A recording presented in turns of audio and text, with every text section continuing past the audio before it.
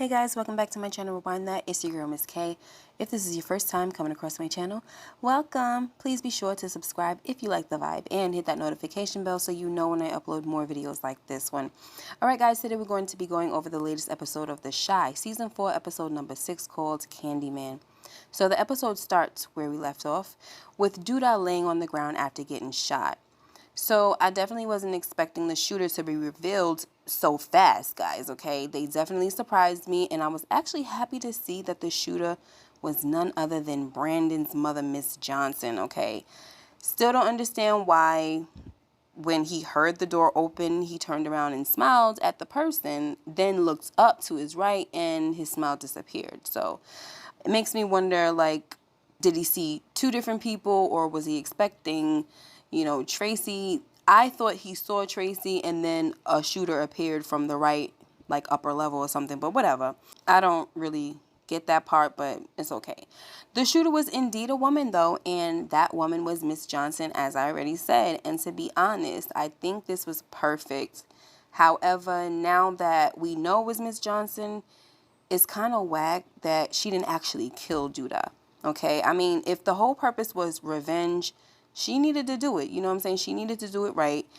She had the opportunity to finish him when she was standing over him, telling him that he doesn't get to be a hero. You know what I'm saying? After ruining her life. In my opinion, she should have just shot him again. I mean, we know what they do to the monsters in horror movies, right? Either shoot him in the head or take the head completely off. And to be honest, before this episode, I didn't want Douda to die because he was shaking things up in the city in a good way. But Miss Johnson coming back reminds us that Douda killed Brandon, okay? One of the best characters. So yeah, he gotta go, right?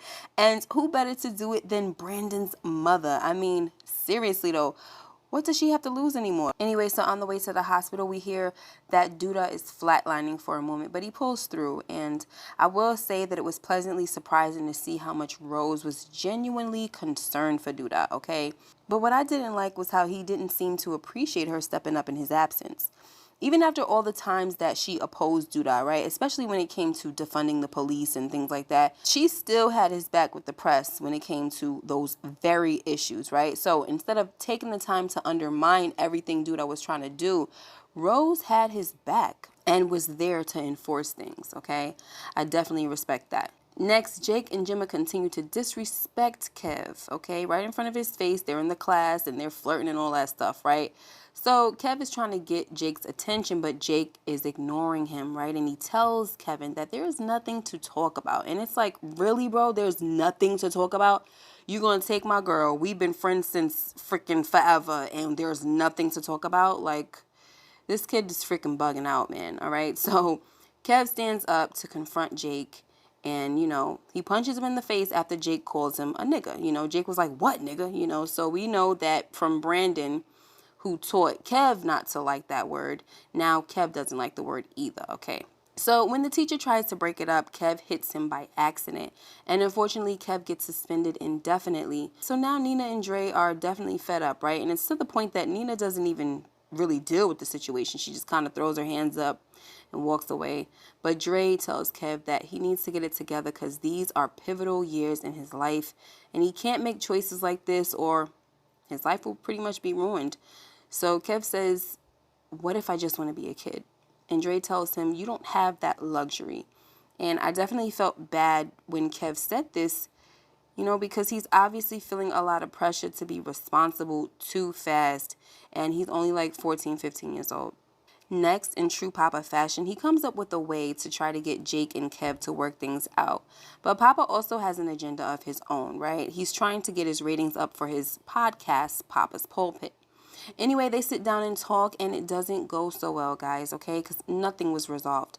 Jemma tells Kev that she still loves him, and she's sorry that they hurt him. But she's not the same girl from last year and needs something different, and Jake is that something different. Before that, though, she told Kev that he can't keep self-medicating and projecting his problems onto everyone else. Then Kev says, whatever happened to loyalty? And Jake was like, you haven't always been loyal to me. And Kev says, I always had your back and you know that. So Jemma chimes in and says, well, you never have mine. And Kev was like, you want me to have your back a lot. And I can't spend my whole life walking around all day supporting you.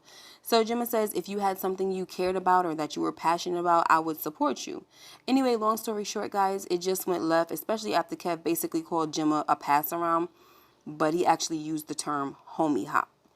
Next, we see Keisha pumping breast milk and we see that she's thinking about her baby, right? She's in the mirror looking at her stomach and this and that. And to go through something like that where you had a bun in the oven cooking the whole time and you got this little baby pouch and there's no baby there, like she's got to be going through it, okay? So to take her mind off things, she calls her coworker, and guys, I'm so sorry, I actually forgot the kid's name. She calls him and tells him that she's ready for that date he asked her on earlier. So I just love how patient this guy is with Keisha, okay? He's very understanding of her traumatic situation, and she definitely needs that right now. Next, during Maisha's magazine interview, Papa decides to plug himself by telling the interviewer that Maisha's music can be found on Papa's pulpit. We see later on that Maisha didn't appreciate Papa making her moment about him and let him know that she needs to shine on her own sometimes. Next, Trig busts in on Jake and Jemma about to get it in, and Imani takes Jemma out of the room so Trig can talk to Jake. So Trig sits Jake down and tells him that he can't just be out here having sex to get off. He needs to think about Jemma's feelings and find out how to connect with her, or any other chick for that matter, and to also be careful with his heart and hers. Even though this was good advice, guys, I would have appreciated it more if Trig would have told Jake that it was wrong for him to be with his best friend's girl, okay? Maybe he's never met Jemma before, you know what I'm saying? But she has been mentioned last season when Jake told him how much he can't stand her. And Trig's response was that it sounds like Jake actually likes Jemma. So right now, Trig's advice was not welcome for me because Jake just needs to hear how freaking wrong he is, in my opinion, okay? Next, Dre is checking up on Jada, and Jada has a breakdown in which she tells Dre that she's tired of being strong for everybody else. She's tired of feeling like she has to make other people feel better about her condition and her situation. Shouldn't it be the other way around? So Dre starts consoling Jada, and at the same time, she gets a call from Nina, who was actually parked across the street and watching the exchange between Dre and Jada. So instead of answering the phone, Dre sends Nina a text saying that she's in a meeting and will be home soon. So of course this is a lie and Nina knows it, right? But instead of waiting for Dre to get home so she can confront her, she makes the rash decision of going to a bar, meeting a random woman, and having sex with her. It was just so stupid of her, guys. So when she gets home now, that's when she wants to tell Dre that she was parked outside and she knows that she's been lying to her. So at first, Dre wasn't happy to hear that Nina was following her, but she got over it real quick because she seemed to be relieved that she could finally let the truth out. She breaks down in tears and tells Nina that Jada has cancer. So Nina probably felt like she was hit by a Mack truck or something, guys, because she knows she just did something foolish. But of course, she goes over to console Dre, and we already know her guilty conscience was already forming, okay? Next, Suede comes in and he brings food and groceries for Jada. But we can see that he's pretty much in his feelings, right? Because he's not even talking. Like, we can almost get the sense that he's just there to make sure she's taken care of, almost like he's just doing his due diligence, you know what I'm saying? Because he loves her, right? But when Jada breaks the silence by telling him that she loves him too, it makes him feel much better. So last week, he obviously didn't take it like a champ, like I said, you know what I'm saying? He seemed like he was okay with it at first, with her not saying, I love you too, but obviously he took it to heart, as he should have. But anyway, next, Octavia comes to get the bottles of breast milk from Keisha, and the baby is crying. Octavia tells Keisha that she can't get him to stop. Then she asks Keisha if she wanted to hold the baby, and Keisha says yes. We also find out that Octavia hasn't decided on a name for the baby yet. So I'm not sure if this means Octavia hasn't connected with the baby or what, but it might help in Keisha's favor. Next, Maisha tells Papa that she thinks they should take a break after he tells her that he doesn't think they should work together anymore because mixing business with pleasure isn't good. And that's too bad for Papa and Maisha because they were the cutest thing going on here. You know, with all the drama, with all the other couples and the people on the show, they were the cutest, purest relationship that we had, all right? Next, Kev and Dre meet with the principal, and despite Kev's efforts to wholeheartedly apologize to the principal still tells him that Kev can't stay at Northside because they have a zero tolerance policy, all right? I mean, Kev was really genuinely apologizing and saying how he wants to be there. He wants to make it up to his peers and the teachers, do detention, whatever he has to do, and it just fell on deaf ears. And it's just so sad. You know, I felt bad for Kev, and with all these things happening to him, they really make me concerned for him, you know, for his character. Like, I'm so afraid that he's going to turn bad, and I just don't want that for him, okay? Next, Jada is taking out her braids in the mirror, and she starts pulling out clumps of hair. So by next week, guys, she might be bald. We'll see.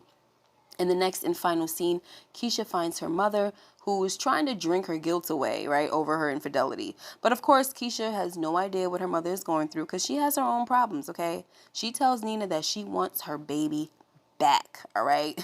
We saw how it was when she held her baby. She had tears in her eyes.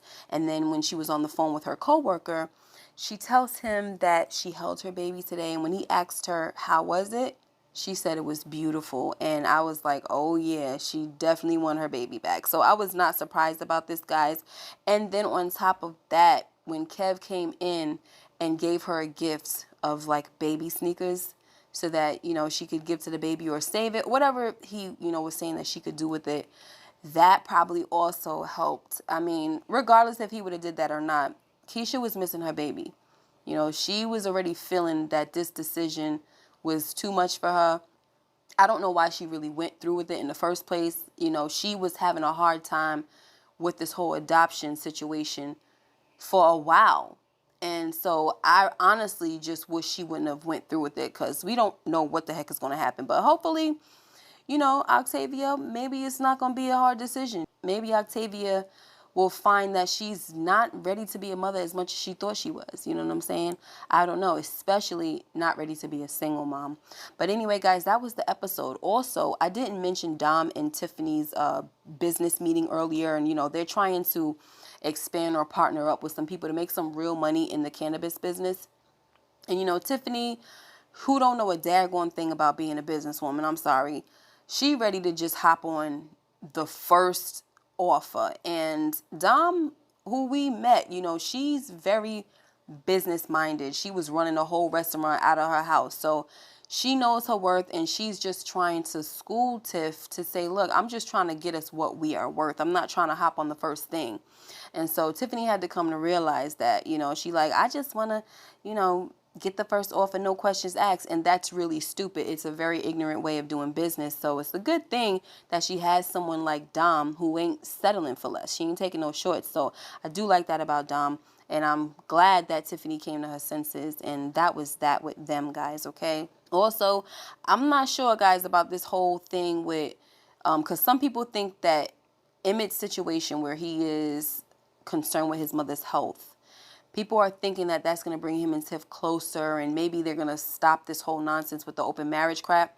I don't know, guys. From this episode, it don't seem like that. Yes, he did say he appreciates her, he loves her, this and that, for better or worse. And she was like, yes, open marriage or closed. So the marriage is still open, guys. And she was also giving the sexy eyes to the one guy. I don't know his character's name, but that I know that's Tiana Taylor's husband. So yeah, she was giving him the sexy eyes. Like she was ready to get it in with him if she had the chance. So I don't know. Like I said, whole season is going on with Tiffany. She's back. She's back. That's all I could say, guys. Anyway, let me know what you guys thought about this episode. And make sure you like, comment, and subscribe if you haven't already. Hit that notification bell so you know when I upload more videos like this one. Until next time, you guys take care and be blessed. Bye-bye.